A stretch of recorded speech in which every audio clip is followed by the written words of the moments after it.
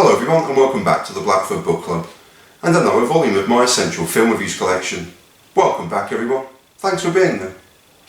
Get that smile off your face, you're freaking me out. Breaking the mould of the critical titled Death films. Here are 10 reasons why you simply have to see Birdman, or to give the film its fuller title, Birdman, the unexpected virtue of ignorance. Number 1. All of us has a Birdman in us, saying how great and brilliant we are. Director Alejandro Gonzalez Inarritu. Number 2. Aided and abetted by his lifelong friend and regular director of photography Emmanuel Lubezki, editors Douglas Crise and Stephen Mirrione, and a huge behind-the-scenes crew as well as a stellar cast of genuine A-list actors and actresses. This truly is a virtuoso triumph of vision, of daring, and a complete break from the Trilogy of Death for Alejandro Gonzalez Inarritu. A well-worn cliché, but this truly is the director's vision writ large on the cinema screen. The meticulous nature and attention to detail shines through in every single frame, and is truly incredible and a joy to behold. A play within a play, within a film. Everything rolling in seemingly one long continuous shot with no discernible edits, building and expanding on an eclectic mix of characters ostensibly within the confines of a theatre, but with the outside world always there, and you can take the outside world in any analogous way you wish. Multi-levelled, multi-dimensional, and a thoroughly unique take on the existential crisis of a Hollywood superstar who also happens to have supernatural powers, only in the hands of Alejandro Gonzalez Inarritu. Part of a 4-man writing team, Iñárritu deservedly landed an Oscar for Best Original Screenplay, as well as 2 further gongs for the most prestigious Oscars in 2015 for Best Film of the Year and Best Achievement in Directing. In Oscar parlance, 2015 was deservedly the year of Birdman. Number 3. No discernible cuts or edits in the entire film. Well, this is not strictly true or possible, but the meticulous nature of Alejandro Gonzalez Inarritu, partnered with longtime collaborator Emmanuel Lubezki, brilliantly enabled the film to flow virtually continuously with clever merges and dissolves that are only truly noticeable on further viewings. With the film seemingly always on the move, simple but meticulous use of actors, and the theatre itself keeps an already constantly moving camera in motion. Following his 2014 Oscar win for Best Achievement in Cinematography for Gravity, Lubezki won again here in 2015 for Birdman. Number 4. Regan Thompson, Michael Keaton.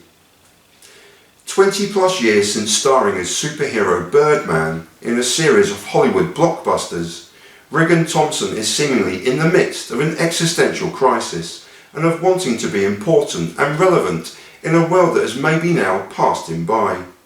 Rather than embracing the clamour to reprise his previously successful blockbuster role or any number of spin-off ideas or reality TV shows, Regan is determined to stage a Broadway theatre show based on a short story from childhood hero Raymond Carver. This is set against funding issues and a host of strained relationships, be it with an estranged wife, present girlfriend, the cast, Hollywood critics, or particularly his terse relationship with his only daughter. Regan is in the eye of the storm, tormented by his past, as well as his present, and although he may be the answer to a fucking Trivial Pursuit question, he seeks to prove everyone wrong.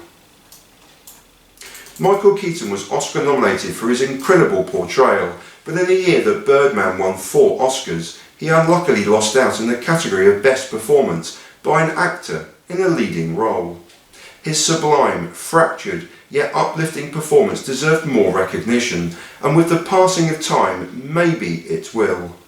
The Batman-Birdman comparisons are obvious, but in the director's own words, Keaton was the guy. He always wanted to play this role, and you can see why. In nearly every frame of the film, his fractured and splitting personality is starkly and brilliantly portrayed by Keaton in a film that has truly, and finally, for this particularly myopic fan, propelled Michael Keaton back into the very best roles for which he truly deserves. Number 5. Sam Thompson, Emma Stone. Oscar nominated for her supporting role as troubled daughter Sam, Emma Stone is captivating as the put-upon daughter growing up in the glare of her father's career, truth-teller and true heart of the film. Number 6. Mike Shiner, Edward Norton, narcissistic, self-absorbed and objectionable. Mike is perfectly happy for people not to like him. The truth is always more interesting, and Edward Norton plays Mike perfectly on his way to gaining an Oscar nomination for Best Supporting Actor. Number 7.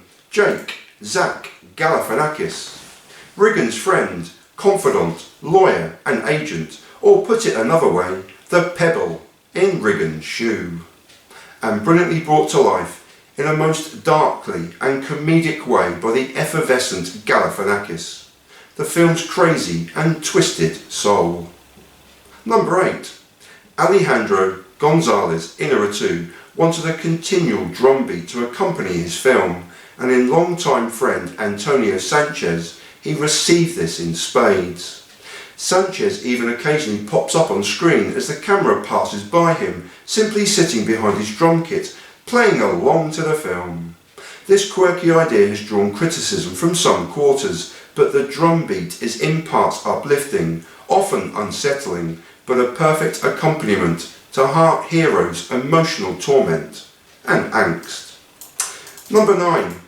The film constantly, often comedically, sometimes wryly, and nearly always surreally, breaks the fourth wall between the film and us as the audience, from subtle nods to camera, to referencing reality TV show opportunities, to luring Robert Downey Jr. to the production of a fictitious play from a real Hollywood film such as Iron Man. Ryan Gosling is another actor referenced amongst many others, as is an anecdote about dying in a plane with George Clooney on board, through to repeatedly passing Antonio Sanchez playing the drums in the film's musical soundtrack. The film cleverly and ironically breaks the fourth wall to us as cinemagoers. Number 10. He's Birdman. He's a superhero.